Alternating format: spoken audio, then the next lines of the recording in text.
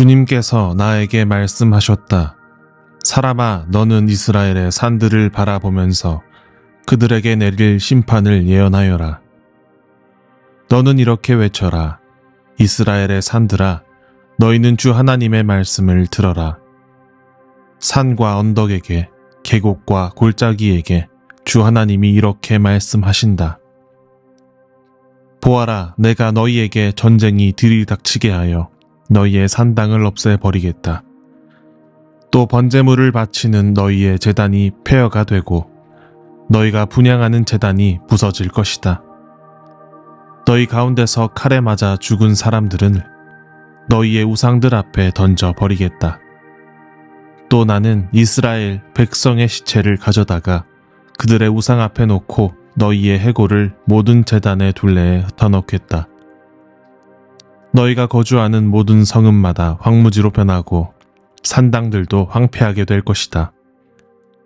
너희의 제단들도 무너져 못쓰게 되고 너희의 우상들이 산산조각으로 깨어져 사라지고 너희가 분향하는 제단들이 파괴되고 너희가 손으로 만든 것들이 모두 말끔히 없어지게 하려는 것이다. 에스겔서 6장 1절에서 6절까지의 말씀입니다.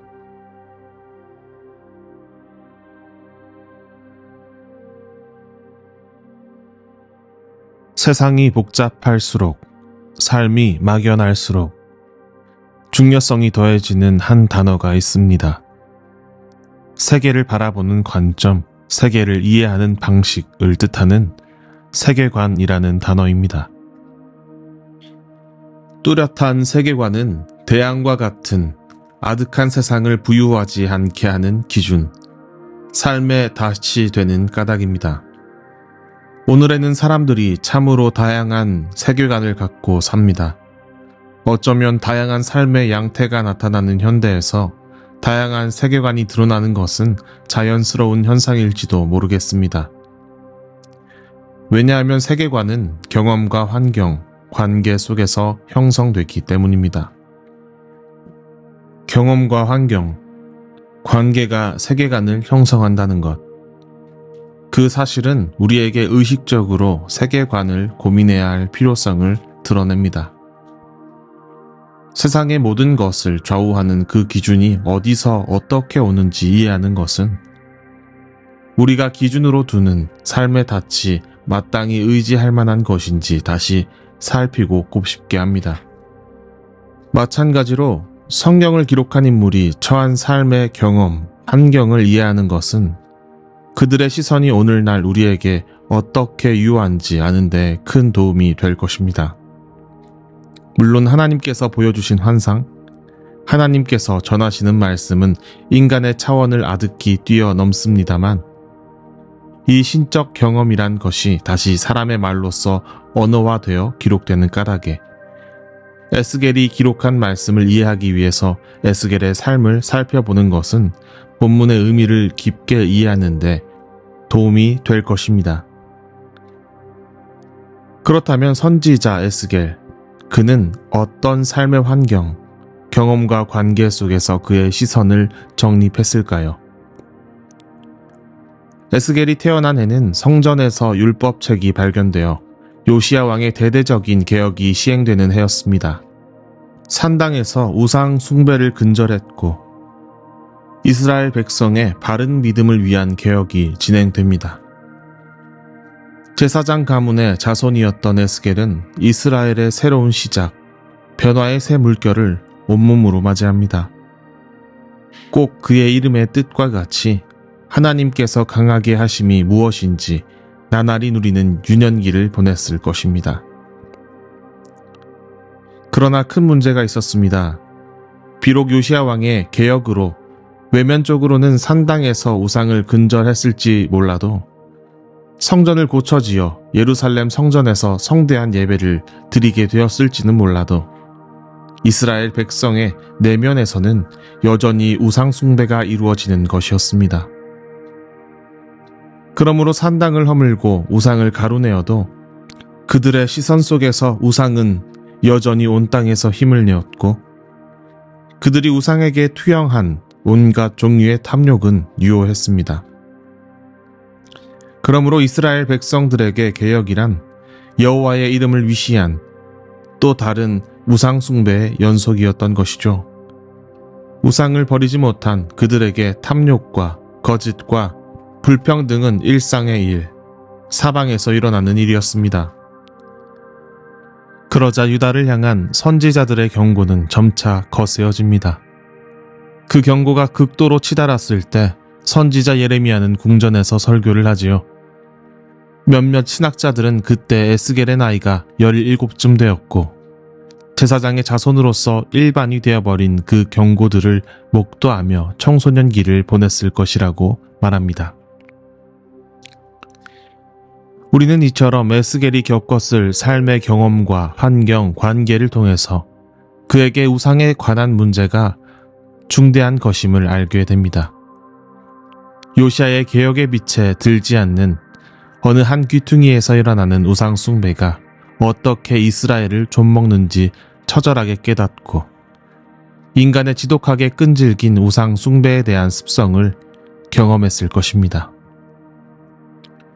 인간은 어찌나 지독하게 그들의 탐욕을 구걸하는지요.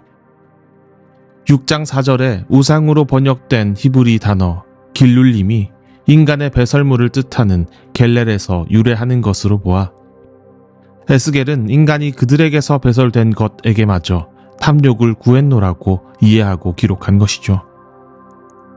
그러므로 포로로 끌려가서 바벨론에 위치한 포로 공동체에 머문다는 것은 에스겔에게 더욱이 중대한 위기처럼 느껴졌을 것입니다. 바벨론이 신으로 삼은 것이 강하고 화려했기 때문입니다. 압제적이고 강대한 바벨론의 신 앞에서 초라한 유대 포로 공동체는 쉽게 압도될 것이기 때문입니다. 그러나 그 신은 참 하나님이 아니었습니다. 그 신은 인간의 탐욕이 빚어낸 배설물에 불과했습니다. 풍요로움으로부터 비롯된 더 큰 풍요에 대한 욕망, 힘으로부터 비롯된 더 큰 힘에 대한 욕망, 화려함으로부터 비롯된 더 큰 화려함에 대한 욕망. 그들은 그들이 욕망하는 것을 하나님으로 여겨 하나님의 형상으로 빚고 그 안에 제물을 드리고 엎드려 절을 합니다. 그러나 하나님의 형상대로 빚어진 것은 우상이 아닌 그 앞에 엎드린 사람뿐입니다. 에스겔은 이 일이 하나님에 대한 어찌나 큰 모욕인지 봅니다. 하나님의 형상으로 지어진 사람이 서로를 섬기지 못하고 서로를 돌보지 못하며 오히려 그들의 풍요로움을 대변하는 배설물을 만들어 그 앞에 엎드려 경배하고 있으니 하나님의 영광은 인간의 배설물 앞에 엎드려진 꼴이 되고야 말았기 때문입니다. 그러므로 에스겔서 5장 11절은 이렇게 말하죠. 그러므로 내가 나의 삶을 두고 맹세한다. 나 주 하나님의 말이다. 진실로 너희가 온갖 보기 싫은 우상과 역겨운 일로 내 성소를 더럽혀 놓았기 때문에 내가 너희를 넘어뜨리겠고 너희를 아끼지 않겠으며 너희를 불쌍하게 여기지도 않겠다. 그 결과 기록된 본문은 유대 백성들의 비참한 말로를 예언합니다. 우상이 선 곳은 폐허가 되고 분향하는 제단은 부서집니다. 예물을 드리던 이들은 칼에 맞아 죽습니다.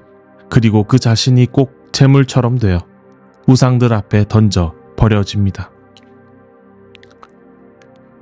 하나님의 형상이라는 사람의 가치를 돈으로, 명예로, 힘으로, 화려함으로 매길 때 그들의 가치는 돈 앞에, 명예 앞에, 힘 앞에 던져진 재물의 값에 불과합니다. 사람이 사람일 수 없는 그 시간이 닥치고야 그들은 비로소 그들의 주를 알게 됩니다. 7절 우상들이 산산조각 깨어져 사라지고 분향하는 제단들이 파괴되며 손으로 만든 것들이 모두 깔끔히 없어지고 칼에 맞아 죽은 사람들이 널려 있을 때 9절 포로로 이방 사람들 속에 살면서 자기들이 저지른 악행과 그 모든 혐오스러운 일을 기억하고 스스로 몸서리칠 때 13절 우상들 사이에 높은 언덕, 산 봉우리, 푸른 나무, 상수리 나무 밑마다 우상에게 향기로운 제물을 바치던 모든 곳에 시체가 나뒹굴 때 14절 그들이 거주하는 모든 곳이 황무지가 될 때 그들은 그때야 비로소 여호와께서 주인 줄 알게 됩니다. 제 가치를 모르는 존재는 어찌나 비참한지요. 시인 박찬일은 그의 시 나비를 보는 고통에서 말합니다. 혼자서 날아다니다가 흙에서 뒹굴다 죽는 나비여. 날개가 아니라 몸뚱어리라는 것을, 그가 날개를 움직이는 동력이라는 것을 내 진작 알았더라면, 날개란 몸뚱어리에 붙은 어떤 것이라는 것을 내 진작 알았더라면,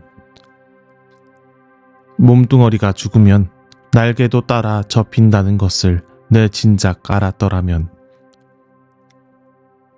혼자 다니다가 흙에 뒹굴다 죽는 나비의 운명에 내 가까이 하지 않았을 것이다. 나비가 나비인 것은 화려하게 바람을 타고 아름답게 하늘을 유영하는 날개 앞에서 초라하게 보일지도 모르는 몸뚱어리가 살아있음에 있습니다. 날개를 돌보느라 몸뚱어리를 잃은 나비는 높은 언덕마다, 산봉우리마다, 가지가 무성한 상수리 나무 밑에마다 뒹굴던 시체처럼 흙에 뒹굴다 죽는 꼴을 맞이할 뿐입니다. 사람이 사람일 수 있는 것 또한 이처럼 바벨론 신상의 부유함도 강한 힘도 아니요 주 대신 하나님의 형상으로 지어진 바 고백될 때에 드러납니다. 에스겔의 삶이 빚어낸 시선은 오늘의 우리에게 가르칩니다. 화려함에 속아 제 자신의 가치를 격하시키지 말 것을.